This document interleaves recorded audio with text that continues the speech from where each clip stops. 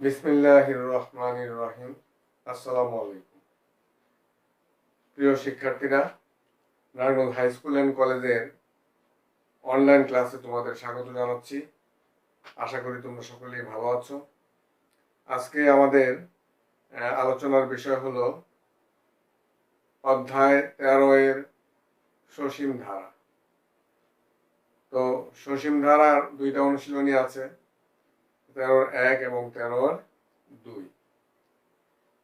তো আজকে আমি এই সসীম ধারার মৌলিক বিষয় আলোচনা করব।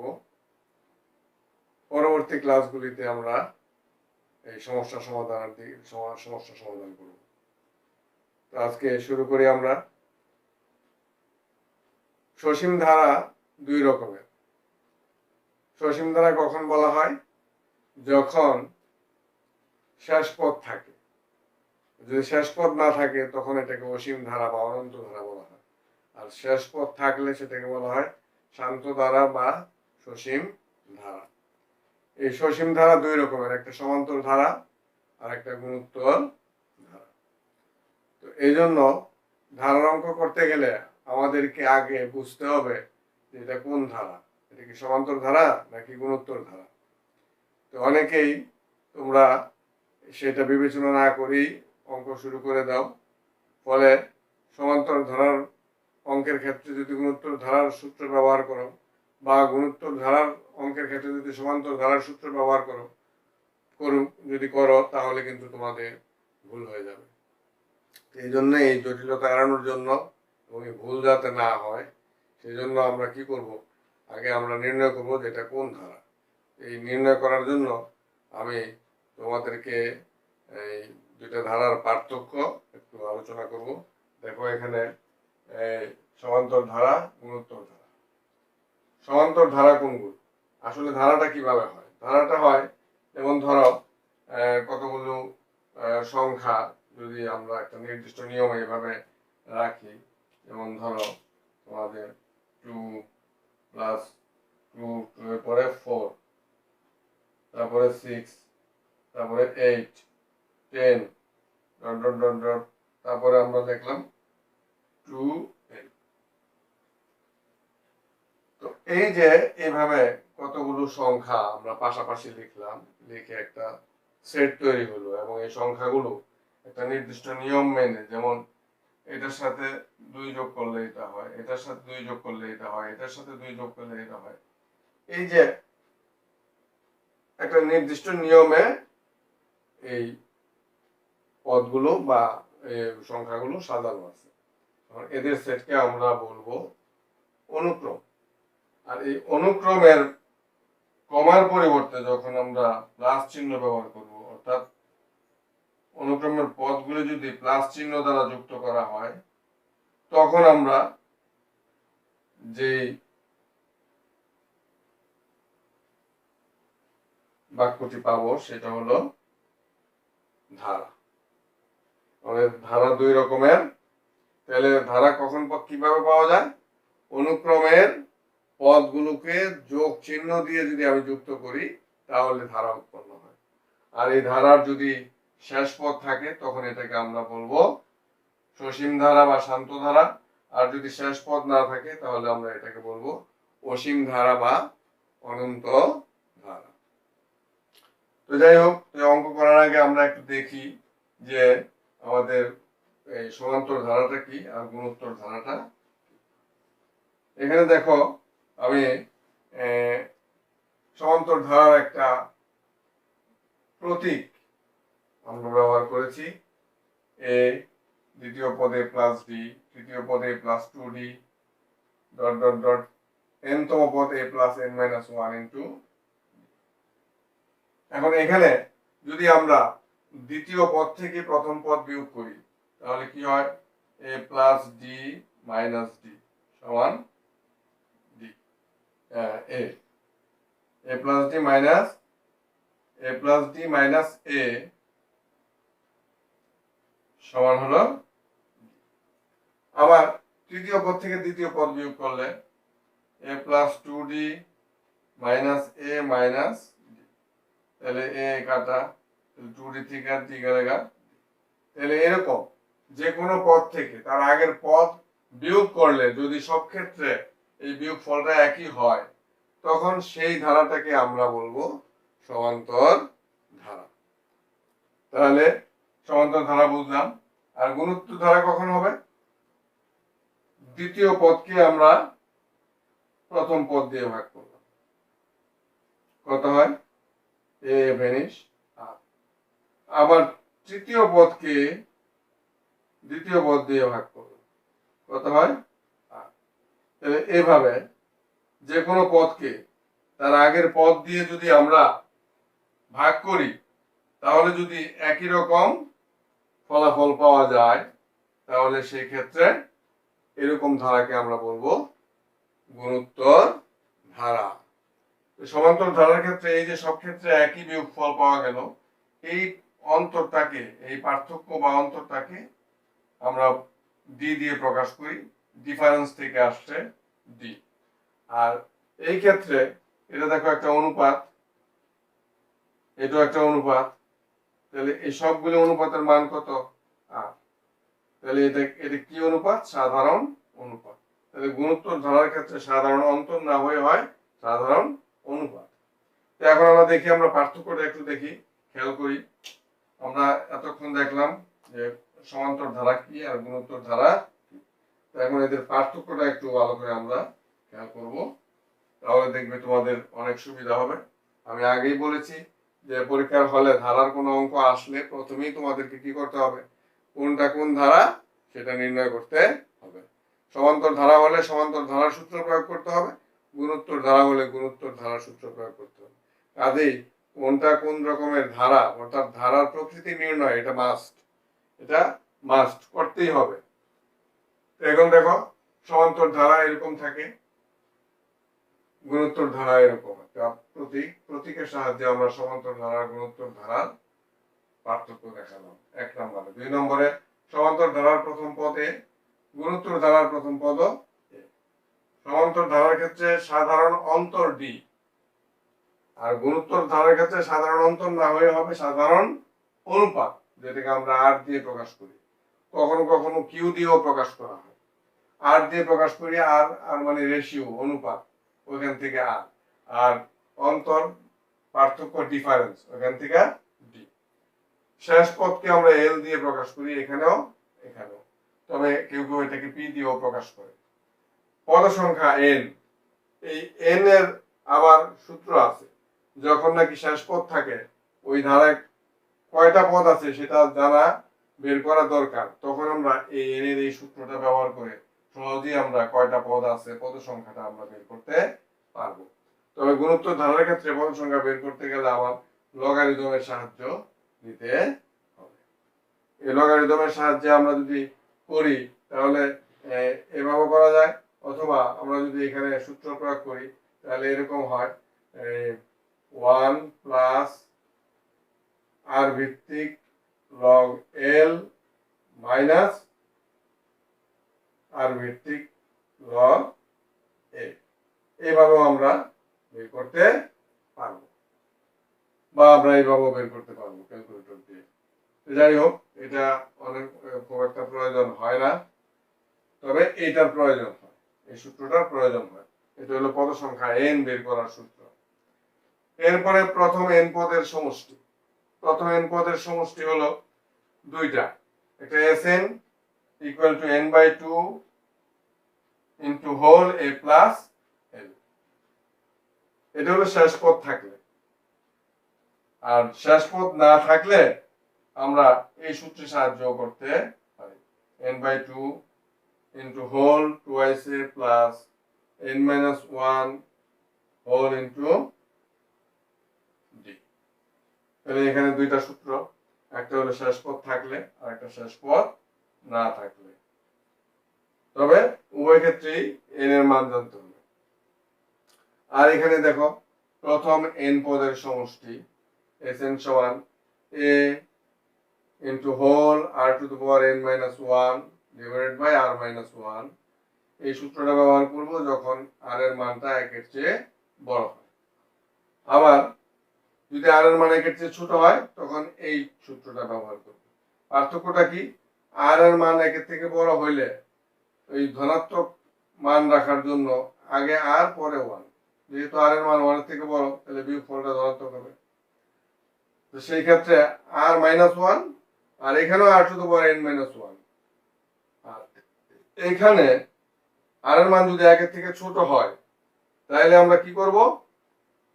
আগে ওয়ান লিখবো পরে আর লিখবো, কারণ একের থেকে যদি ছোট হয় তাহলে আরটা ছোট, তাহলে ওয়ানটাকে আগে রাখলে এটা বিয়োগফলটা ধনাত্মক হবে। তাহলে এই ঋণাত্মক চিহ্নটা যাতে না আসে এই জন্যই আমরা দুইটা সূত্র ব্যবহার করি। আসলে প্রকৃতপক্ষে এই দুইটা সূত্র একই, আমরা ইচ্ছা করলে যে কোনো ক্ষেত্রে যে কোনো সূত্র ব্যবহার করতে পারবো। তবে আর এর মান একের চেয়ে বড় হইলে যদি এই সূত্র ব্যবহার করি তাহলে এখানেও মাইনাস চিহ্ন আসবে, এখানেও মাইনাস চিহ্ন আসবে। আর যদি আর এর মান একের চেয়ে ছোট হয় তখন যদি আমরা এটা ব্যবহার না করে এটা করি তখন আবার কি হবে? তখন আবার এখানেও ঋণাত্মক চিহ্ন আসবে। আসলে প্রকৃতপক্ষে দুইটা সূত্র একই। কেমনে এক? তোমরা দেখো, এখানে আমি উপরেরটা লিখতেছি আগে, a r to the power n minus one, আর এখানে হইলো r মাইনাস ওয়ান। এবার লক্ষ্য করে দেখো, আমি এখান থেকে মাইনাস কমন নিলাম, তো মাইনাস কমন নিলে মাইনাস থেকে এখানে না দিয়ে এর আগে দিলে এ মাইনাস কমন নিলে ওয়ানটা প্লাস হবে আর এটা মাইনাস হবে। আবার এখানেও যদি মাইনাস কমন নিই তাহলে কি হবে? ওয়ানটা প্লাস হবে আরটা মাইনাস হবে। তাহলে এখন মাইনাসে মাইনাসে কাটা, তাহলে কোনটা পাওয়া গেল? এটা পাওয়া গেল। তাহলে আসলে দুইটা সূত্র একই। এই একই রকমের দুইটা সূত্র যদি আমরা এভাবে ভিন্ন ভিন্ন ভাবে ব্যবহার করি তাহলে আমাদের অঙ্কটা করতে সহজ হবে। আর যদি তা না করি তাহলে অঙ্ক হবে কিন্তু এই মাইনাস চিহ্ন আসবে, জটিলতা বাড়বে। সেই ক্ষেত্রে এই জটিলতা এড়ানোর জন্য আমরা আর এর মানের উপর ভিত্তি করে আমরা দুইটা সূত্র ব্যবহার করি। আর এর মান একের চেয়ে বড় হইলে এই সূত্র ব্যবহার করি, একের চেয়ে ছোট হইলে এই সূত্র ব্যবহার করি। এই গেল আমাদের এই সমষ্টি নির্ণয়ের সূত্র। এই সূত্রগুলো মোটামুটি দুইটা ধারার পার্থক্য হিসাবে আমি এখানে দেখাইলাম। তো এরপর এছাড়াও আরো কতগুলি সূত্র আমাদের প্রয়োজন হয় এই দুইটা চ্যাপ্টারের অঙ্ক করার জন্য, সেই সূত্রগুলো আমি তোমাদের দিয়ে দিব। তাহলে আমরা এখন ওই সূত্রগুলি যদি দেই তাহলে দেখো কি হয়।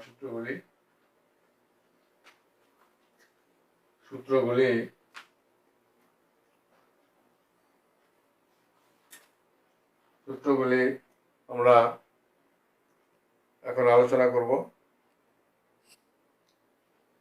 আমরা দেখলাম যে সমান্তর আর গুণোত্তর ধারার পার্থক্য, এর মধ্যে আমরা সূত্রগুলো এখানে দেখেছি। তবে এছাড়াও আরো কতগুলি সূত্র তোমাদের প্রয়োজন হবে এই চ্যাপ্টার অঙ্কগুলি করার জন্য এবং অবজেক্টিভে ভালোভাবে প্রশ্ন উত্তর দেওয়ার জন্য। সেই সূত্রগুলি হলো, যে 1 নম্বর সূত্র, সেটা হলো 1 plus 2 plus 3 plus plus n সমান হলো n into n plus 1 divide by 2। এটা হলো, তাহলে কি এটা কি সূত্রটা? প্রথম n সংখ্যক স্বাভাবিক সংখ্যার সমষ্টি। এখন ধরো তোমাকে বললো যে 50টি স্বাভাবিক সংখ্যার প্রথম 50টি স্বাভাবিক সংখ্যার সমষ্টি নির্ণয়, তাহলে n এর মান 50, তাহলে 50 ইন্টু 51 ডিভাইড বাই 2, এটা হলো প্রথম 50টি স্বাভাবিক সংখ্যার সমষ্টি।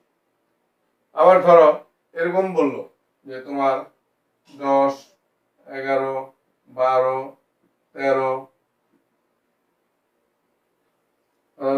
ধরা হলো তোমার 100, এটা কত? এখন এটা অবজেক্টিভের জন্য আমরা খুব সহজে করতে পারি। আমরা যদি একের থেকে ধরি, একের থেকে 100 পর্যন্ত, তাহলে 100টা সংখ্যা, তাহলে 100 ইন্টু 100 1 ডিভাইড বাই 2, এটা হলো একের থেকে। আর 10-এর থেকে করতে গেলে তাহলে আমার কি করতে হবে? তখন আমরা কিভাবে করব?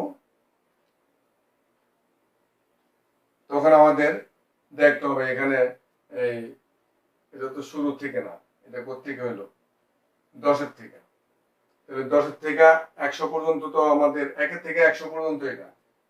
এখন 1-এর থেকে আমি যদি এই 9 পর্যন্ত নেই, তাহলে 1-এর থেকে 9 পর্যন্ত কি হবে 9টা। 9টা হলে 9 ইন্টু 10 ডিভাইড বাই 2।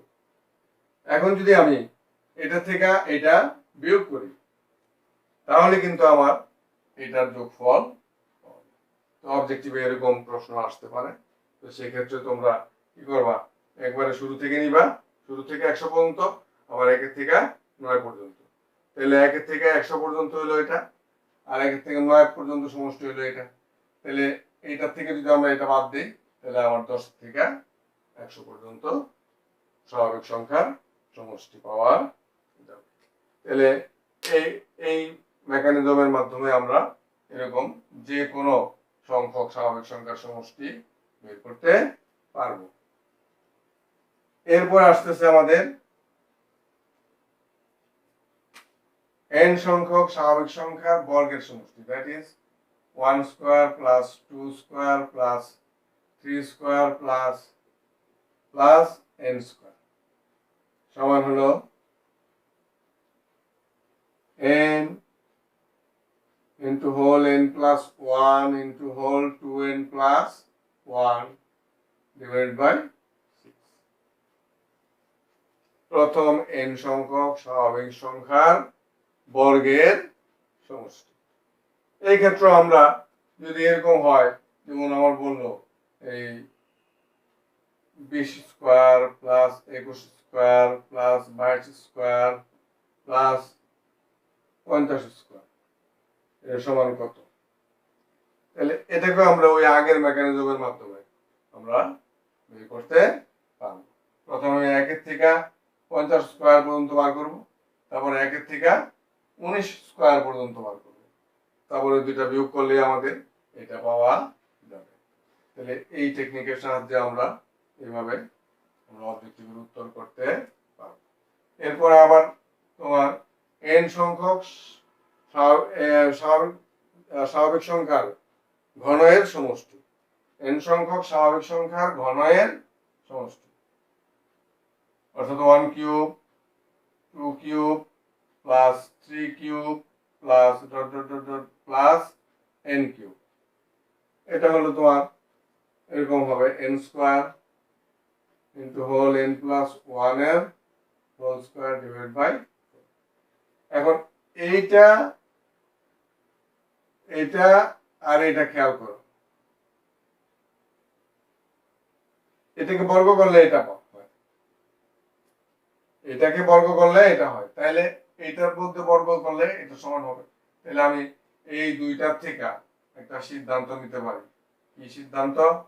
যে 1 plus 2 plus 3 plus plus n এর হোল স্কয়ার যা হবে এটার মান তা হবে, অর্থাৎ 1 cube plus 2 cube plus 3 cube plus এই হলো আমাদের আরো কতগুলো প্রয়োজনীয় সূত্র, যেগুলো আমরা এই সসীম ধারার অঙ্কগুলো করার ক্ষেত্রে ব্যবহার করতে পারব। এখন আমাদের যেটা দরকার সেটা হলো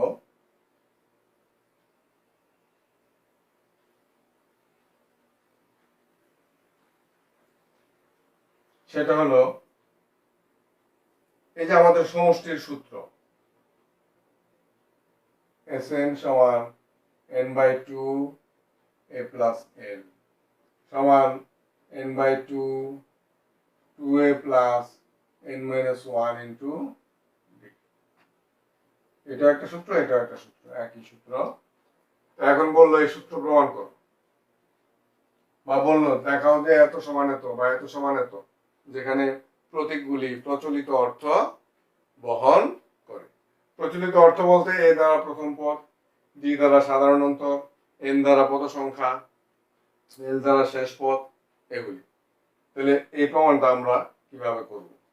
তাহলে আমরা এই প্রমাণটা করার ক্ষেত্রে যদি আমাদের দেওয়া থাকে প্রথম পদ এ গুলিতে দেওয়া থাকলে দেওয়া থাকবে, আর যদি দেওয়া না থাকে তাহলে আমাদের ধরে নিতে হবে যে মনে করি সমান্তর ধারাটির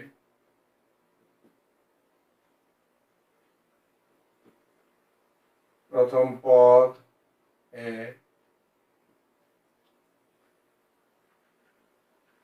সাধারণ অন্তর ডি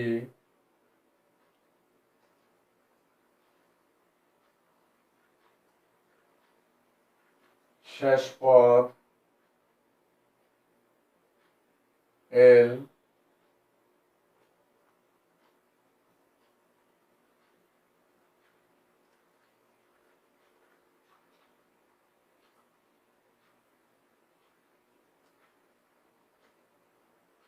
প্রথম n সংখ্যক পদের সমষ্টি পদ সংখ্যা n এবং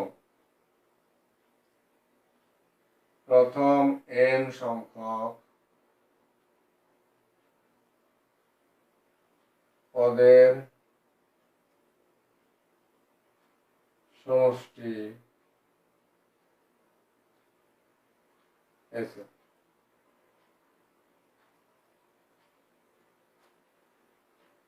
তাহলে আমরা লিখতে পারি সুতরাং Sn ইকুয়াল টু প্রথম পদ a, সাধারণত যদি d হয় তাহলে দ্বিতীয় পদ হবে a প্লাস d, তৃতীয় পদ হবে a প্লাস 2d, শেষ পদ হবে l, তাহলে তার আগের পদ হবে l মাইনাস d, তার আগের পদ হবে l মাইনাস 2d, তাহলে l minus 2d l minus d আর হলো l। এই যে ধারাটা এটা সমান্তর ধারা, শেষ পদ l হওয়াতে তার আগের পদ l মাইনাস d, তার আগের পদ l মাইনাস 2d, আর সাধারণত d হইলে প্রথম পদে তাহলে দ্বিতীয় পদে প্লাস d, তৃতীয় পদে প্লাস 2d। এখন এই যে ধারাটা, এই ধারাটাকে আমি যদি বিপরীত ক্রমে সাজাই তাহলে তো সমষ্টি তো এসএনই থাকবে, তাহলে আমি এখানে লিখতে পারি যে আবার Sn সমান l plus l minus d plus l minus 2d plus plus, তাহলে এখানে কি হবে a প্লাস 2d, এখানে হবে a প্লাস d আর এখানে হবে, তাহলে কি করলাম আমরা ধারাটাকে বিপরীত ক্রমে সাজাইলাম, আগের ধারাটাই আমরা বিপরীত ক্রমে সাজাইলাম, এখানে লিখতে পারি বিপরীত ক্রমে সাজিয়ে, বিপরীত ক্রমে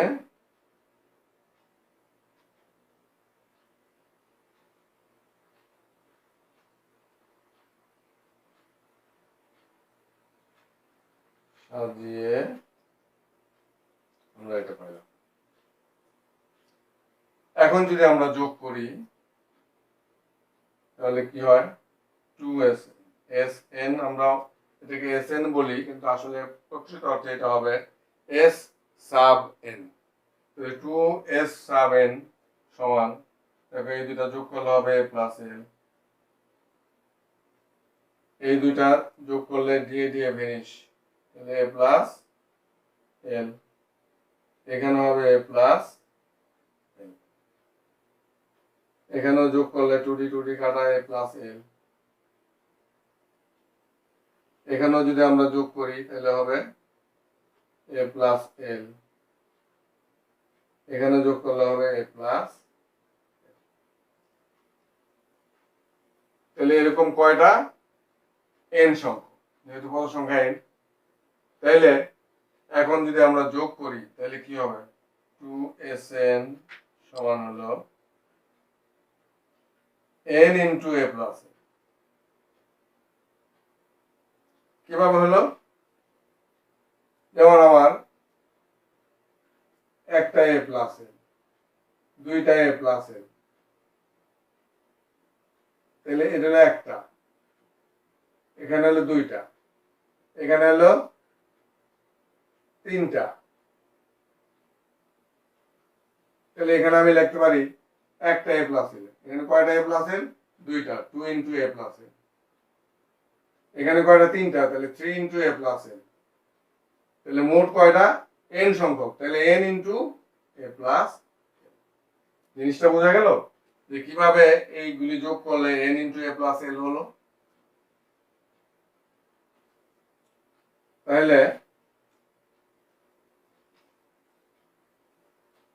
সুতরাং S A S sub n সমান এন বাই 2 এ প্লাস। তাহলে এটা কিন্তু আমার এই যে এটা প্রমাণ হয়ে গেল। এখন শেষ পদ এল মানে কি? এনতম পদ। শেষ পদ এল মানে হলো এনতম পদ।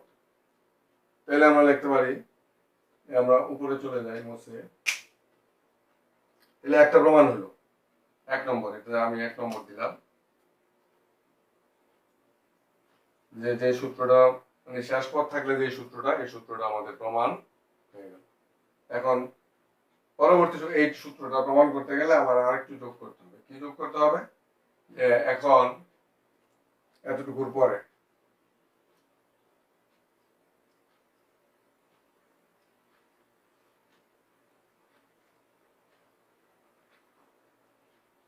আবার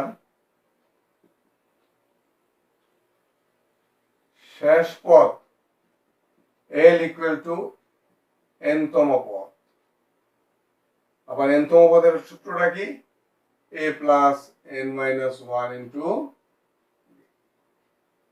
তাহলে এই যে আমাদের শেষ পদ মানে এনতম পদ, এটি তো এল এর মান, এই এল এর মানটা আমরা এখানে বসাই দেব। তাহলে আমরা 1 নং এ l equal to a plus n minus 1 into d বসিয়ে পাইলাম কি পাইলাম? এস সাব এন সমান এন বাই 2, আর এখানে হলো এ, আর এল এর জায়গায় আসবে a plus n minus 1 into, যেহেতু এদিকে ফার্স্ট ব্র্যাকেট ব্যবহার হয়ে গেছে তাহলে এখানে হলো এল এর সমান এন বাই 2, এ আর এ যোগ করলে 2a plus n minus 1 whole into, এ হলো আমাদের এই সমষ্টি নির্ণয়ের সূত্র। তো আমাদের এই সূত্রের প্রমাণটা অনেক সময় পরীক্ষায় আসে। অনেক সময় এরকম বলে যে প্রমাণ করো এস এন সমান এত, বা প্রমাণ করো এস এন সমান এত, যেখানে প্রতীকগুলি প্রচলিত অর্থ বহন করে। অথবা এই এন সংখ্যক পদের সমষ্টি নির্ণয় করো, যেখানে প্রথম পদ এ, শেষ পদ এল, সাধারণ অন্তর ডি। এরকম ক্ষেত্রে আমরা এইভাবে উত্তর করতে পারবো। আবার অনেক সময় আসে যে সূত্র প্রয়োগ না করে সমষ্টি নির্ণয় করো, তখন আমরা এই মেথডটা অ্যাপ্লাই করব, তাহলে আমরা বের করতে পারবো। তা আমাদের এই যে ক্লাসটা, মৌলিক আলোচনা একদিনে আসলে সম্ভব না। আমাদের আবার গুণোত্তর ধারার আর যে সূত্রগুলি, সেই সূত্রগুলিরও প্রমাণ আছে, সেগুলো অনেক সময় পরীক্ষায় আসে। তাহলে সেই সূত্রগুলি আমরা আরেকটা লেকচারে দিব। তাহলে আমাদের এই 11 অধ্যায়ের আমাদের যে আজকের এই লেকচার, এটা হলো লেকচার 1। আমরা এখানে লেখা দিই লেকচার 1।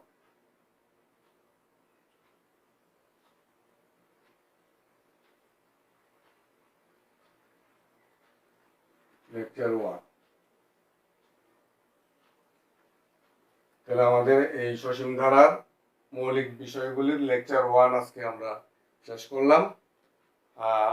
আগামী ক্লাসটাতে আমরা এই লেকচার 2 আলোচনা করব।